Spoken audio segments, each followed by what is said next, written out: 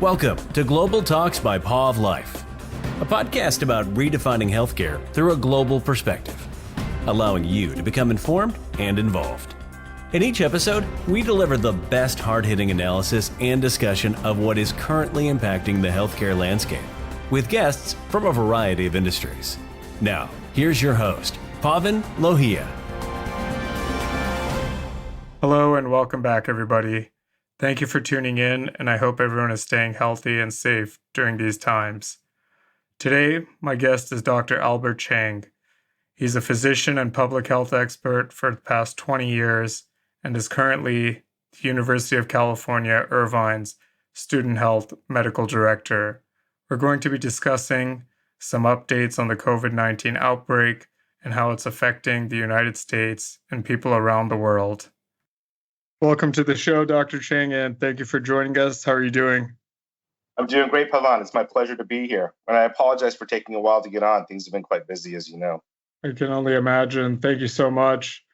So getting started on the COVID-19 outbreak, being medical director of the Student Health Center at UC Irvine, over the past few weeks, I'm sure it's been quite hectic. How have you kind of dealt with the impacts on your local campus? There are several components. So number one, as the director of the health center, we have like our clinic on campus and we provide that medical care. But then on a larger level, we've got the entire campus community at Irvine with not only our 35,000 students, but we've got employees, we've got staff members, faculty, and visitors. And so we take a double-edged approach. One is to the clinical service we provide on campus as the Student Health Center, but then in a way, more importantly, is the support of the campus as an environment in itself. So, as we look at public health efforts to curb infection and prevent spread of any kind of contagion, we have to look at where people are getting in contact with each other. And as you've been on campus, as most people know, colleges are where people congregate, not only for their classrooms, but in libraries and dining halls, and definitely in the housing units. And we've all heard the word social distancing. Right. So what does that mean, right? So that's like the least amount of contact we have with each other prevents the opportunity for, viruses, bacteria, disease to kind of spread. And so imagine, right, with a campus with over 16,000 residents in the dorms, living sometimes 2 or 3 per room and in shared quarters, shared bathrooms. How do you do that in a smart way? So one of the first things we did was to allow for students to take courses online.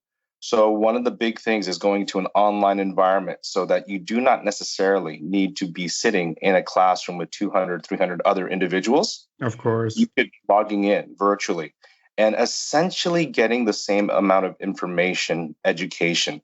It's not the same. And as I've spoken to students, many of them are frustrated and upset. Absolutely. They're very open, and they'll say that, Dr. Chang, I just can't focus when I'm on my laptop. And it's not the same. There's just distractors.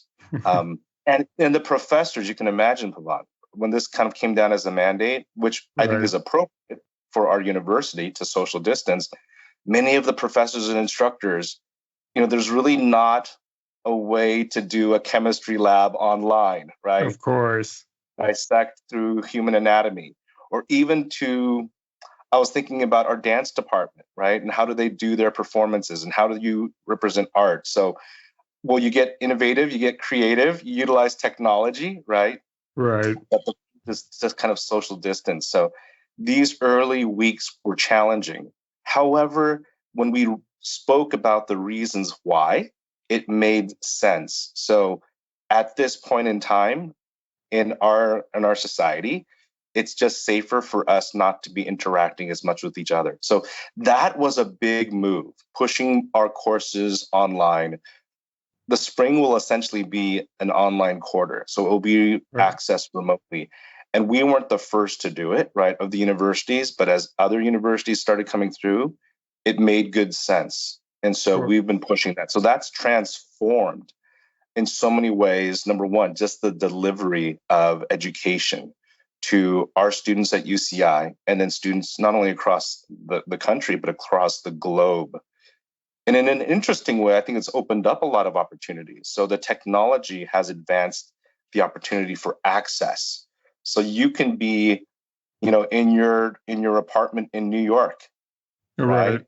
Exactly. And check in with your coursework.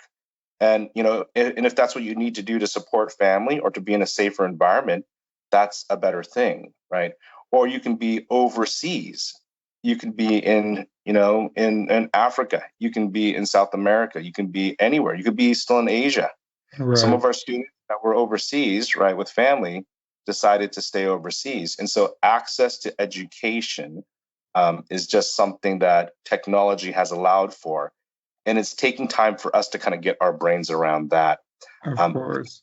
and so that's the academic side of things. How would you say, Um, though, it kind of differed from? I know you dealt with the measles outbreak on the campus as well. How is that kind of different from now having COVID-19? yeah, so perfect. The measles outbreak that happened with us was back in May. And it was one student who came on campus, was taking some courses, and came into our student health center. And we discovered through testing that they were having some symptoms: fever, cough and cold, and a very unique rash. So one of our very astute physicians went ahead and did the test, and it indeed did come back positive. Now that became a bit of a public health urgency. So Of course. the measles virus is a bit different, but it is highly contagious. So one person in a room of 200 individuals, we need to touch base with all these 200. So the first thing we did is we looked at where the student had been on campus, looked at conditions of exposure, and tracked these individuals down. And our goal was to make sure that they had their vaccination in place. And then number two, if they did not have their vaccination, we got them vaccinated, right? Right. And luckily, we got through things very quickly, very clearly. There were no additional infections. And we actually got a lot of people vaccinated when they weren't vaccinated. The Oh, big wow. difference here is with the COVID disease and infection. So we know, number one, there is no vaccination currently for COVID. And even though every lab that produces vaccines and every companies that produces vaccines, they're focusing a lot of effort, realistically, it's going to be quite some time. What is quite some time? Is that 6 months, 9 months, 12 months? We'll see. But it's Right. not going to be time too soon to kind of help prevent that curve. So that's one big way that COVID is very different than measles. Now, with regards to looking at who was contacted, it is quite similar. So that student back in May that was on campus and had those exposures, if they were learning online and were accessing their courses from their home, you would not have had to track down 700, 800 individuals to Oh, let wow. them know, double check things. And this is exactly the reason for kind of allowing for an online environment and allowing people to kind of social distance. One of the biggest messages we've also been sending out across the board has been, if you are ill, if you have cough, fever, or just are feeling unwell, it's probably smartest not to go to your coursework or your classroom or even go to work for that matter. Of In course. the very beginning, there was a lot of concern about catching COVID from UCI. And even though we were very lucky to not have cases in the very beginning, the whole question was, well, why would someone that's sick come on campus? Why would they go to their classroom? And sometimes they feel obligated, or sometimes they don't Right. know if they're that sick. So now the big message has been, if you're feeling ill, do not expose yourself to others. And I think it's been kind of now adopted not only through our university, but across cities, across counties. When you have these stay in place, regulations that are being put up by mayors and governors to Right. stay in your house, if there's no other reason, the whole reason is about not transmitting any type of infection. Many companies have gone to telecommuting, which is a big thing too, all in the effort of kind of social distancing, staying further away. So when we go back to the campus environment, I think Yeah. one of besides the academics, the next big challenge was housing. When I look at what we do as leadership on a university, we are the teachers for sure. We're providing education. Of We're also the course. doc. For those of us that are providing healthcare, we have a clinic. We're also your physician. Now, for many students that are employed, we're also your employer, we're your boss. And the last one, which I think is the trickiest, is we're also your landlord. So many of those students live on campus. And this is great in one way because your doctor, your teacher, your boss, and your landlord, we're all kind of communicating, right? Right, But all it also connected. but it also adds a very unique situation where I need to now, if I discharge a student that may be infectious, finding that right unit so that they're not exposing others. And the other part of going online was to say, you do not necessarily need to be on the UCI campus in order to get your education. And we've had many students make the choice to go back to either homes or find other off-campus housing options in the community. We still do have a quite a large, number one, international student population that Right. may not be safe right now to travel back home. Or we have graduate students that just can't pick up and go find a place to rent. Or we have students where it's actually safer to stay in the Irvine area than go back to where their family might be. And so managing the housing situation to minimize, those opportunities of passing illness. And then once we've identified someone who may be ill, separating them out into an isolation unit. And that is not, off in the corner of campus somewhere. It's basically a unit with a single bedroom and its own bathroom so that Right. that individual can kind of isolate in place. And we've worked out ways for sure to provide for food, communication. My nursing team and I touch base with any students that are being investigated daily, and we make sure that they're doing fine, getting healthy, and then going back into general population. So that's how we've really changed things for housing on campus. And it's really brought down interactions, opportunities for infection. No, that's great to hear. But what would you say over the course of the next few weeks or possibly even coming months is the strategy by the university or the UC system at large? Yeah, and I'm glad you're bringing up UC system at large. So from the very beginning, back in January, we were all called to attention by our executive director for UC Health. That's Dr. Carrie Byington. She's relatively new to the position, but she's phenomenal and that she's a pediatric infectious disease specialist.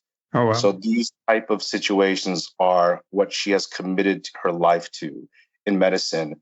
And so she knew that there were concerns here from the start. And what she did was to engage not only the health centers, so the UCI, UCLA, San Francisco, all the top UC health centers, but also to engage our student health centers.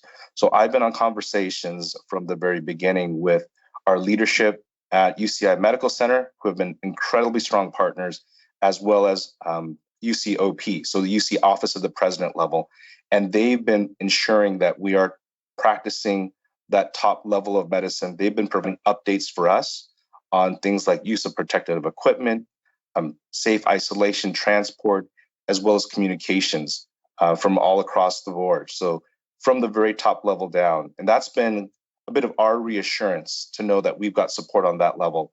Each campus is still very unique as far as basic demographics and location, geography, the number of commuters, Of course. how the county environments around them may be different.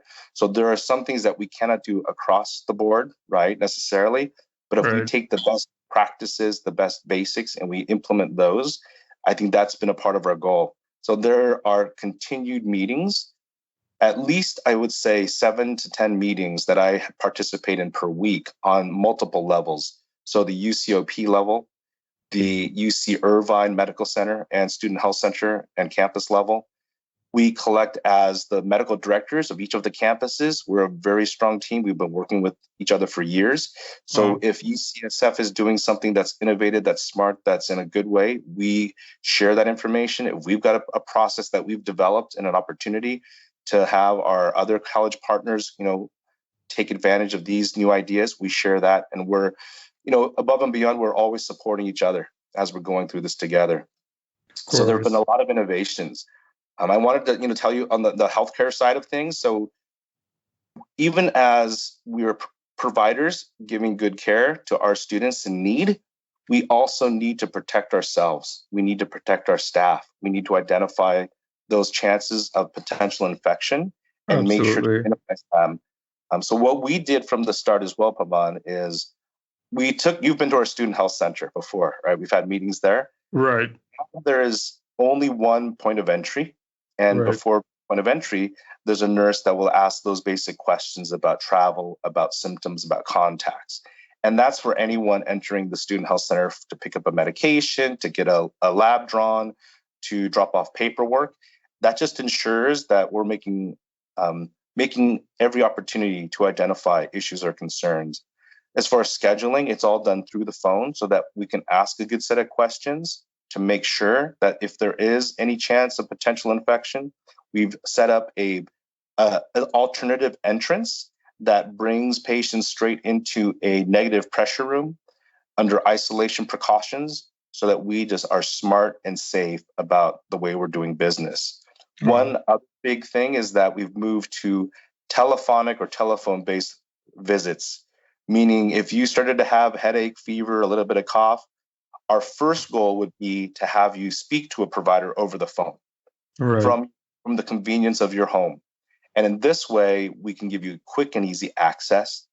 Our providers can ask some very basic questions, get a bit of a timeline, ask about exposures, and then determine, it doesn't sound like this is anything towards a COVID or a pneumonial infection. It sounds like it's more of a allergy reaction. I'd advise these things. Or perhaps you can do this, you can pick up medication from our pharmacy. Or I do feel that this needs further investigation. Let's make an appointment for me to see you this afternoon or first thing tomorrow morning, and we'll bring you in through the safest processes. So the phone visits are allowing us to provide care, touch base with our students and our patients, look at the safest options for delivering the determined level of care, but then also bringing in anyone that's questionable under the safest conditions. And I think that's been a big effort that we've done across the board at UCI's Student Health Center. With telephone visits, the next step is going to video. So doing Zoom visits on a Zoom platform where I can actually see my patient, they can show me flashes, I can get a better idea of levels of distress, of working hard to breathe. This is how we're working to improve that opportunity for taking care of a student without necessarily having to be direct face-to-face, and reassuring them that we've got a good plan for managing their care moving forward. Of course. Yeah, no, and that's huge because compared to how the outbreak started in China and how the cases are here, we've definitely seen a lot more young people be infected in the US. So I'm sure a lot of those precautions are showing in the numbers instead. But which brings me to my next point with the over now 125,000 infected here in the US and the resulting over 2,100 deaths from COVID so far. Do you think that some of the preparedness that UC Irvine and the UC system had in place for emergency response probably helped curb those numbers? Or do you think, these are things other states or governments can also learn from? Right. So it's very interesting. So, I also did my public health degree before even starting medical school. So that part of my brain has been just fascinated with how things are going on a global level. Right. How certain countries are doing well and certain other countries are challenged, in addition to certain regions that seem to be spared, right? Either through just other preparations or quicker actions, or even potentially climates and just demographics and rates of travel. So when we look at the bigger global picture, and data is kind of everything to a public health person, an epidemiologist. So we can kind of track trends and look at things moving forward. The difficulty for us in the US is a lot of this happened so quickly, and it was a big amount of information. And it was unique to certain other regions that are a bit different than I think a lot of our health centers in the US. So most of us worked hard to make sure that we were taking every fullest measure to be safe. And we are very fortunate at UCI. So we have an incredibly strong emergency management team. The health center has an incredibly strong emergency management team. We've been seeing people just coming out of the woodwork, working hard, bringing up good ideas, and ensuring, number one, the health and safety of our patients, and then number two, the health and safety of our staff and providers. Not to get into too much detail, this, like we did, right, screening and making sure that you are minimizing levels or potentials for infection, which is a big communication effort. And for us on campus, it's easy because at least I know the email and potential location of every student. I know who their dean is. I know who their advisors are. I know how to utilize the registrar. But imagine within a county when you've got diverse populations, multiple languages, living in sometimes the most challenging environments, or even homeless. Like, Of how do you course. manage a population where communication, understanding, even just the lack of resources, so the uninsured, and then conditions where you may have two or three families living within like 1 or 2 bedroom apartments where true isolation is not possible. So the public health environment and challenges within certain cities that may have more or less will definitely impact the level of kind of infection and then potential disease that goes on further. And so each health center needs to be prepared for their own kind of unique demographic environment. And I do feel that UCI Medical Center has been championing this across all of Orange County and doing a phenomenal job.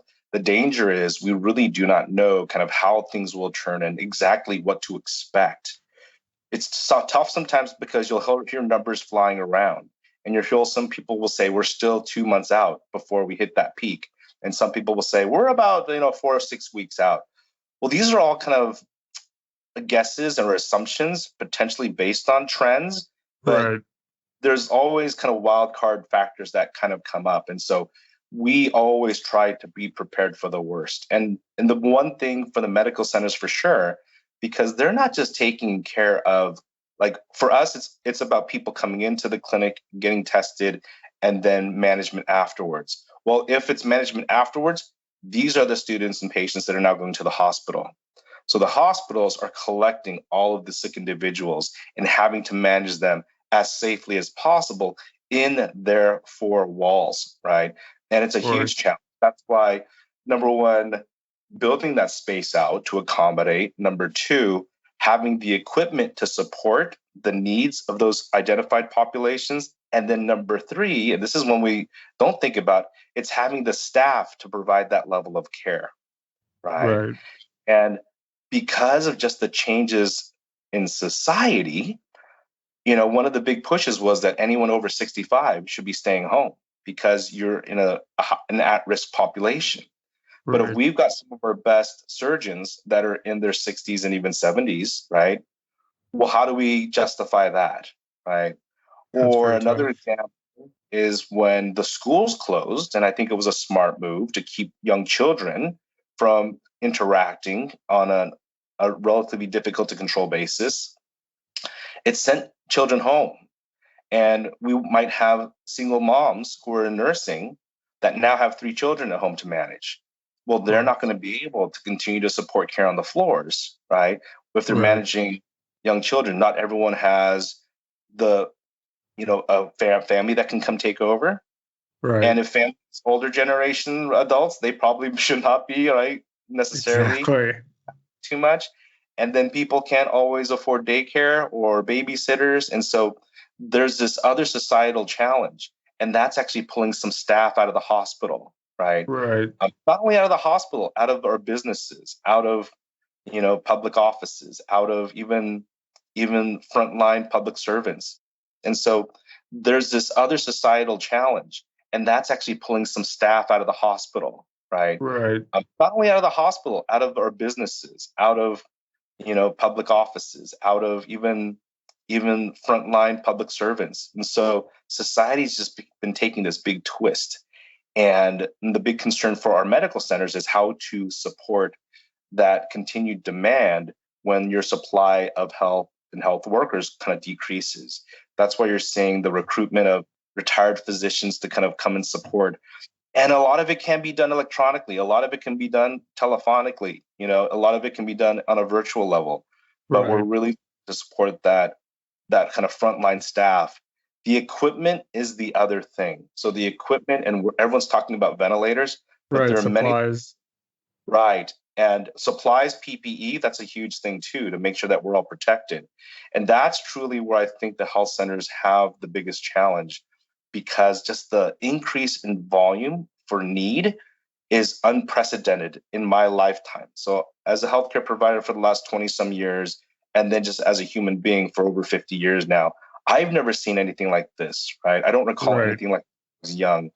And so if the predictions about where the increases might get to, well, how will we provide that level of care without having people turned away or just keeping people in isolation areas without the ventilators and or care that they need? So that's where a big push is right now, is to make sure that as numbers increase, how we can provide the support, and what are our alternatives, what are our options.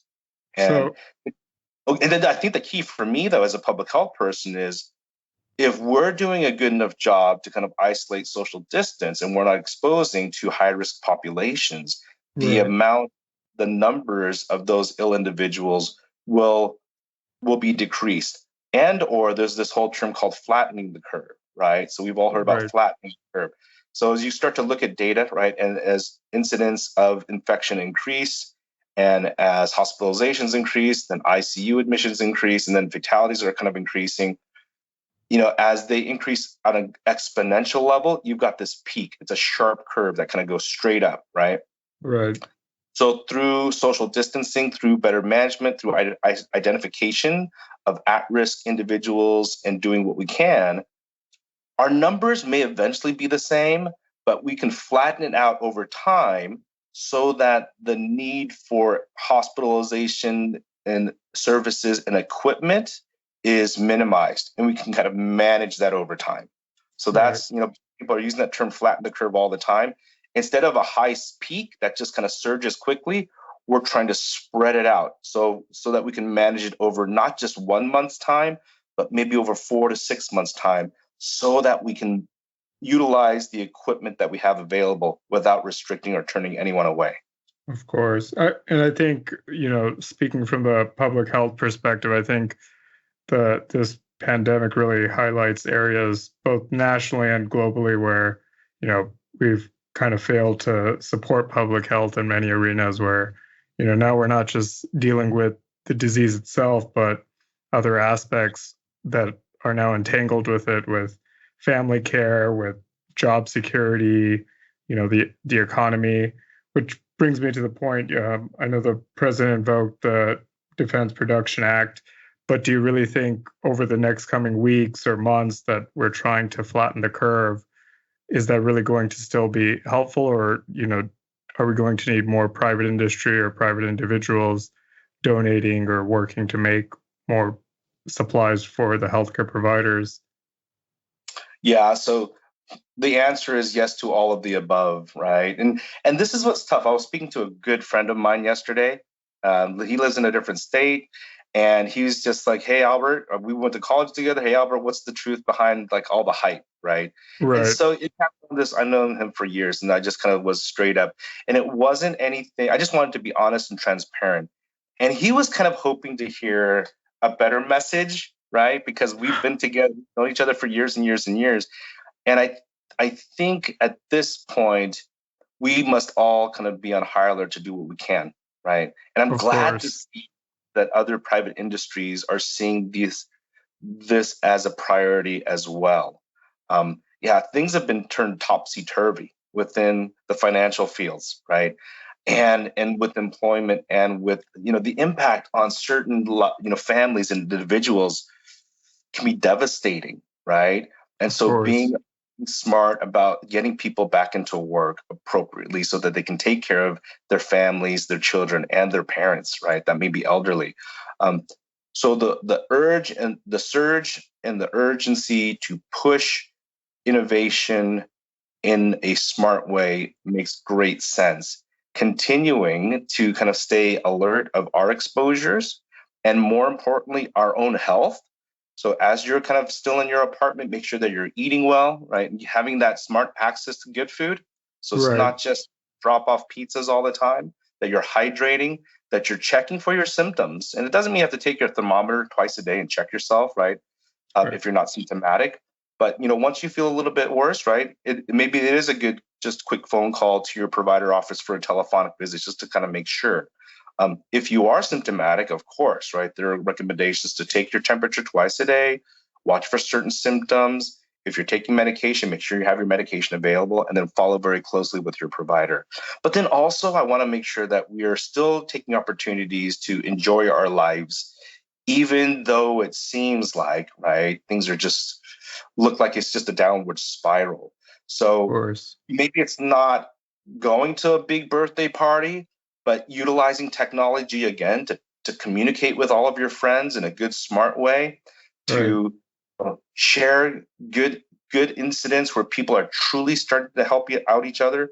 One of the greatest things, Pavan, from my position at Student Health, we've received donations of equipment, masks, gloves from our laboratories on campus that have had them available and are giving us right equipment by droves. Other private offices, other industries that you might even not even think of, Right. so cleaning industries, these kind of things. There's a lot of support and contribution going on around us, and just looking at those and letting that fill your heart that we're all doing our best to kind of get us through this all together. I think taking the opportunity to your mental health side very healthy and happy, which is tough. I've got some friends, they don't even look at the news anymore. They can't bear it because there's just not a good, happy sign around that. And then Right. those that, feel like they can't interact with family or haven't interacted with family, phone calls, video visits. I mean, I think it's essential that we keep those things in place so that we kind of can support each other and stay balanced. So don't, it's tough for me to make predictions about where we're going to be, what we're going to need. Right. But the public health side of me, this is what I told my friend. He lives in a different state, in a different city, with a completely different kind of demographic. I say, you've got to look at your county's own data, and then, even though you're not an epidemiologist, because that's what's going to determine how quickly you and your county will kind of get back to whatever that normal is, or at least to a new normal, right? Of For course. work, for education, for interaction, for socialization. So, almost every county has now a COVID page, and most of them are sharing information. Our Orange County Healthcare Agency has been doing this from the very start, so that in sharing graphs, so you can see what's been increasing, and even sharing information about those ages of those being infected. And we've got even a breakdown by city. So, and once again, it's not to invoke fear if you see that you're living in a city where you've got increased numbers, but just Right. being aware. And then, you can follow along, not necessarily day by day, but you can see when the number of new cases starts to flatten out. And then hopefully when those number of new cases starts to decrease. The big thing for me as a clinician, though, is, just because we've got new cases doesn't mean necessarily we're better or worse off. It may mean that we're just testing more, right? Or it may mean that more people are coming out of the woodwork, right, and being tested. So I also want to look at like morbidity, mortality. So look at those hospitalizations, those sickest patients, and then unfortunately those that are being compromised the worst. And as we start to see those numbers also kind of stabilize, flatten, and drop down, this is where I say, as like a public health person, we're not quite there yet, but this is what we need to see happen before we kind of get back to our normal or our new normal. And you've got that data right in front of you, right? Right. And I think, when you looking at the data over the past few months, especially from the initial outbreak, how would you kind of say that, initially the WHO had said, we're expecting around a 2% mortality rate for COVID-19, and fast forward to now, our mortality rate is somewhat closer to 3.8%. How have we kind of seen that initial shift from the data, or where could we expect it to actually kind of lead over the next few weeks? Yeah. So this is where, we unfortunately just will kind of wait and see. And this is where the epidemiology gets tricky, right, Pavan? Because, these mortality rates are based on a denominator. And Right. typically, the denominator are positive cases. One of the challenges I'll share with you, as my public health mind was kind of working early in the days of COVID, if I could have just snap my fingers and known the test results for all of my healthcare workers, that'd be wonderful, right? Because then I could know if we're kind of, even if they're asymptomatic, who might be at risk, and isolate appropriately. And then I would extend that to all of our students living on campus. I would extend that to all of our kind of frontline, like UCI PD, or those higher risk areas. And that way we would just kind of know. And there are situations where, there's, population testing, right, as a group. But just as we started to kind of start thinking this way, the number of test kits available were being limited. Right. I'll share with you the number of swabs to take the testing has been in limited supply, and it makes sense because we're testing more. And then the devices and the kits being able to run. So certain labs are at a certain capacity. And what was initially like a 24 to 48 hour turnaround for one of my patients' test results, I was waiting about 11 days on a fixed case. And so, so now there's not that we don't want to test, but as swabs are becoming in harder and harder supply, as the turnaround time is really not being that helpful, sometimes by the time you give them the result, they've gotten through the illness and it really did not change.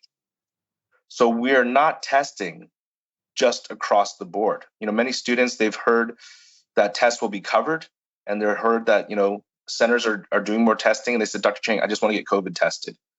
And I can't do that unless criteria is being met, so clinical criteria. And because of that, we're doing fewer tests, right, just across the general public, which now affects our denominator, right, when we're looking at mortality, right? So, so when all is kind of said and done, and we have the numbers of those that were tested in the past 6 months, we can start to put some of the numbers together and look at things like mortality rate. So I kind of would rather, my approach is just taking a look at the raw data for hospitalizations, ICU cases, and then fatalities, right?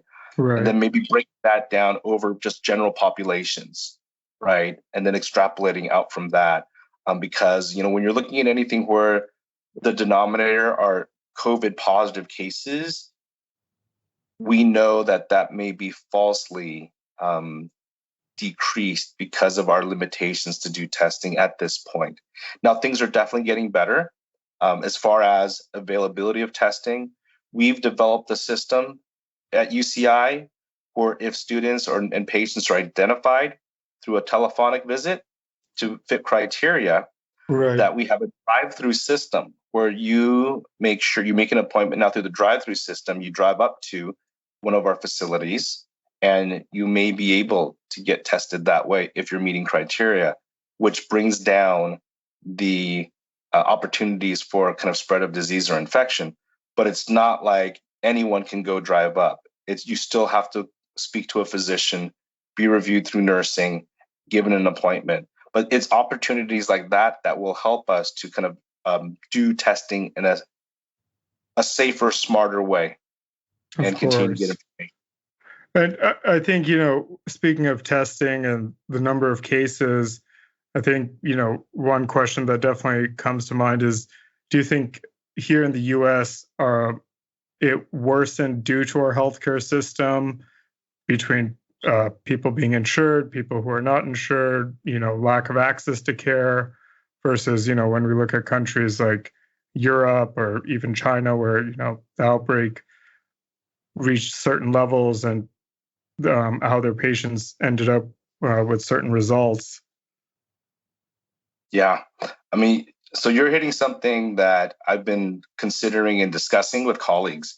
And I feel so incredibly fortunate to be the director at a student health center. So by definition or by requirement, each of our students has to have insurance, right? Right. So all of my patients have insurance, have resources. It may not be our student health plan, but they've got Kaiser, they're on their parents' plan, or they've got their partner's Aetna plan, or they're working and their work is covering. So access to care, at least at student health, is reassured. And then we have opportunities to communicate. And that's where I said with you, if we're there, teachers, employers, providers, and landlords, we then can kind of obligate ourselves to provide that best level of care, right? And we Of are, and we're course. doing it, and we're fine tuning it. And as I said before, when you start looking at populations as a whole, those at-risk populations are definitely a challenge. So we had a chance to speak as leadership to a group of local politicians and city and county representatives. And I think the big thing for me was your highest risk groups. So we know that this infection definitely impacts senior populations more so, right? That's what Right.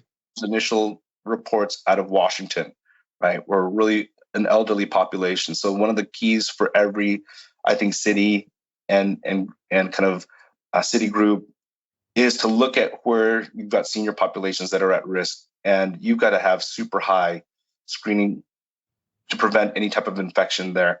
The other big group for me is, as you mentioned, the uninsured, where they do not have a PCP that they can just go to and call up to get information, where if visiting an ER results in a high level of cost that Of cannot be course. avoided.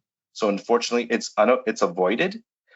And on top of that, communication barriers, educational barriers, and most devastating to me are situations where you've got, unfortunately, right, very dense home environments where it may be one or two or three families Right. living in like a one or two bedroom, where isolation of any positive individuals or social distancing for just the sake of, preventing infection is relatively you know, unavoidable, that there's going to be interaction.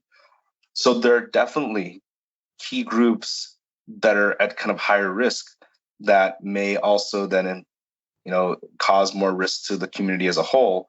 And that's where I think, making sure to identify those areas, working with clinicians, politicians, some of the city leaders to make sure that we have resources that are available.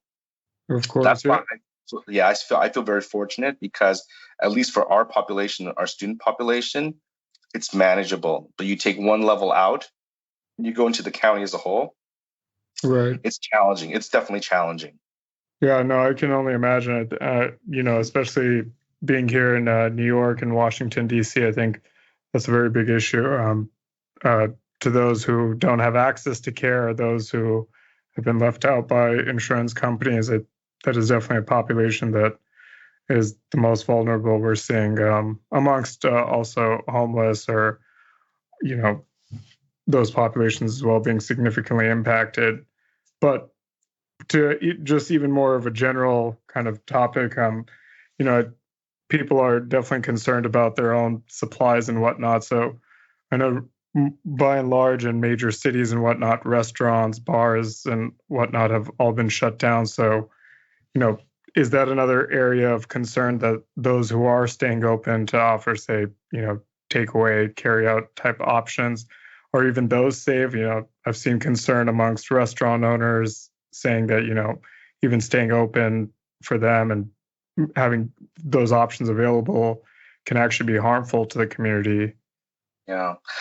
It's a tough question you're asking, right? And this is one of those things where you've got your conservative, safest side of things, right? Is to not have any kind of human to human contact. Right. And then you've got the opposite end where people are like, nah, I'm healthy, I'm young, I've got, there's no risks for me. I mean, I intentionally, I'll share with you, Pavan, I intentionally did not look at the videos of like spring break that have been going around of Right. certain individuals just still, right, interacting. So that's kind of that farther extreme, that life still goes on. I can still do this, I can still do that. So I think the truth lays definitely in the middle, where at this point, for sure, if there's an interaction that is avoidable, right, and you can still have services provided or delivery or something else that's going on, and if you as a business can stay viable while kind of practicing, right, safe distancing and not putting your customers at risk, that's always the best option right now. And it's devastating because that's not a viable option for many businesses, Of right? course. Either have delivery or to be able to really package up to go, or to even deliver service in a way that's accessible, um, to the basic kind of citizen and consumer. So And that's where we'll kind of see where information research and data will also go. Of At this course. point, nothing has shown that having a pizza dropped off puts anyone at higher risk. But I don't know if how to do that study and how to do that study smart and safe. It's just making sure anyone that's working is currently healthy, and we're using those best control efforts as possible. Um, and yeah, this is where impacting not only the healthcare system but just the economy and business as a whole, right, Right. is really changing things for sure. Yeah, and And it's stress inducing, and it's causing families to kind of disrupt practices. It's just impacting so many things. And that's where sometimes, it's difficult to look at the larger picture. right. Yeah, and I think, as we start to go deeper into this, and hopefully when we emerge out of it, there'll definitely be a lot of studies and related research on obviously the disease itself, but economic impacts, impacts on society, the country, and so forth. So I'm even curious to see what information comes out from that end and how we can best prepare for the next outbreak, whether it's a pandemic to just a local outbreak as well. But you know, For into sure. more on a general level, also, I think is there some information you have to protect us for the upcoming few weeks and what precautions people should be taking?